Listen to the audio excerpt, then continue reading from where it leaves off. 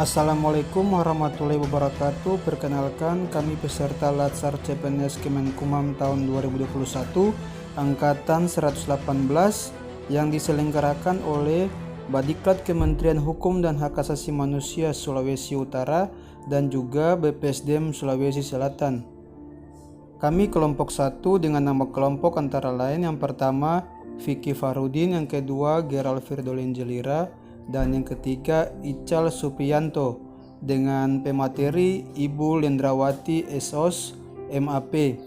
Kami diberikan tugas untuk bagaimana mengidentifikasi dan mendeskripsikan isu WOG pada UPT kami masing-masing. Apa sih WOG itu sendiri? Mari kita lihat melalui penjabaran WOG dalam bentuk mind mapping berikut ini. WOG terdiri dari 4. Yang pertama, konsep WOG. Yang kedua, best practice. Yang ketiga, penerapan WOG dalam pelayanan yang terintegritas. Dan yang keempat adalah implementasi dalam perspektif dalam kebijakan di Indonesia.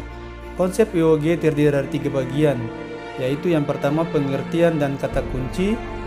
Yang kedua adalah faktor-faktor pendorong. Dan yang ketiga adalah konsep implementasi. Sedangkan best practice juga terdiri dari 3 bagian. Dan yang pertama adalah prasyarat penerapan WOG. Yang kedua e-gov pada penerapan WOG. Dan yang ketiga adalah penerapan di berbagai negara. Sedangkan penerapan WOG dalam pelayanan yang terintegritas terdiri dari 3 bagian juga. Yang pertama adalah kualitas pelayanan publik. Yang kedua adalah praktik WOG dalam pelayanan pabrik. Yang ketiga tantangan dalam praktek WOG. Sedangkan implementasi dalam perspektif dalam kebijakan di Indonesia juga terdiri dari 3 bagian. Yang pertama, penyelenggaraan negara dan pemerintah dalam hal ini pusat dan daerah. Yang kedua, asas-asas terkait implementasi WOG. Dan yang ketiga, pengelolaan ASN yang berorientasi pada prinsip WOG. Demikian sekilas mengenai mind mapping dari WOG itu sendiri. Berikut ini adalah pengertian WOG dan implementasinya.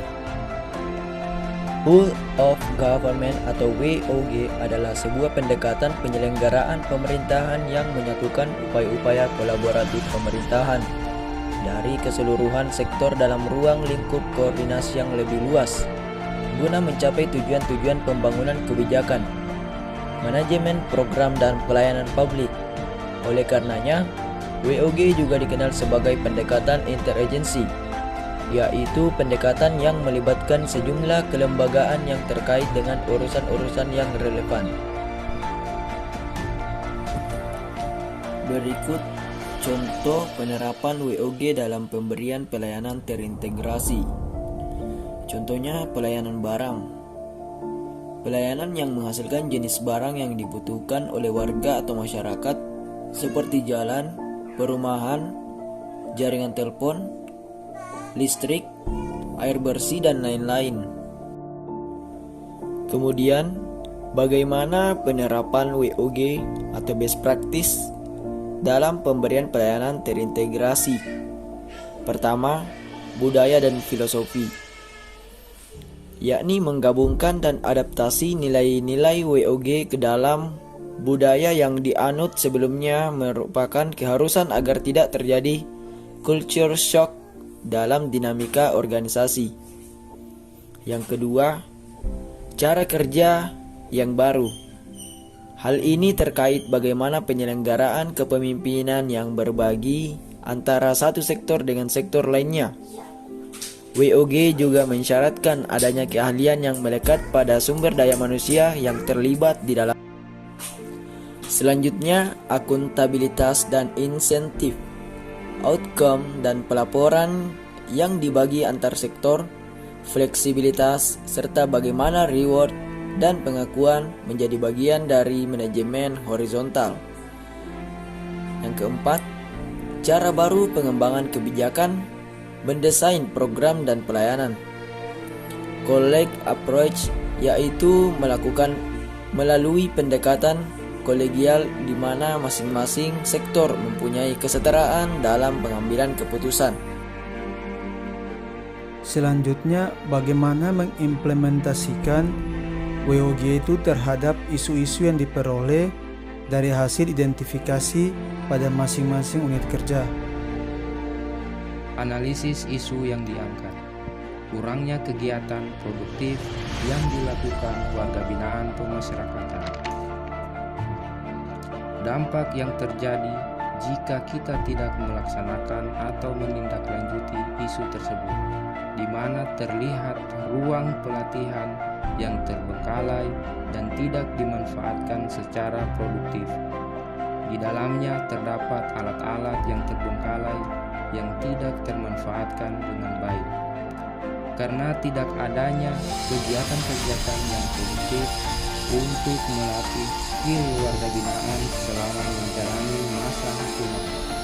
Hal ini dikarenakan tidak dilaksanakannya program-program pembinaan yang melatih skill warga binaan.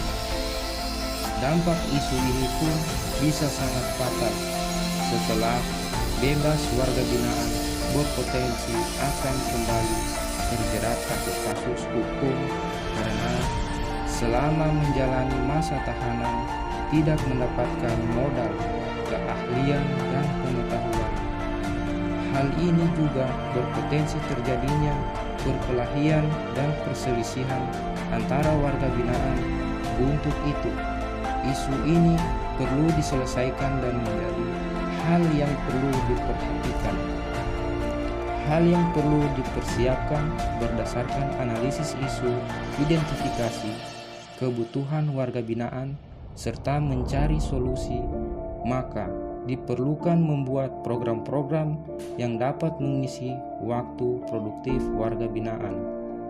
Maka dari itu, kerjasama antara pihak-pihak terkait untuk memberi pelatihan pada warga binaan sangat diperlukan agar warga binaan mendapatkan pembinaan yang efektif, di mana warga binaan disiapkan untuk menjadi pekerja-pekerja mandiri yang jika kembali berbaur dalam kehidupan bermasyarakat, warga binaan sudah bisa memiliki keahlian yang bisa meningkatkan taraf kehidupannya. Bahkan bisa saja tidak berbuat lagi tindakan yang melanggar hukum. Selanjutnya, pola pelayanan yang kami gunakan adalah pola pelayanan cara kerja yang baru, di mana kami melibatkan sektor yang lain atau instansi yang lain untuk bersama-sama berupaya meningkatkan kinerja atau manajemen kantor. Demikian yang bisa kami sampaikan. Wassalamualaikum warahmatullahi wabarakatuh. Sekian dan terima kasih.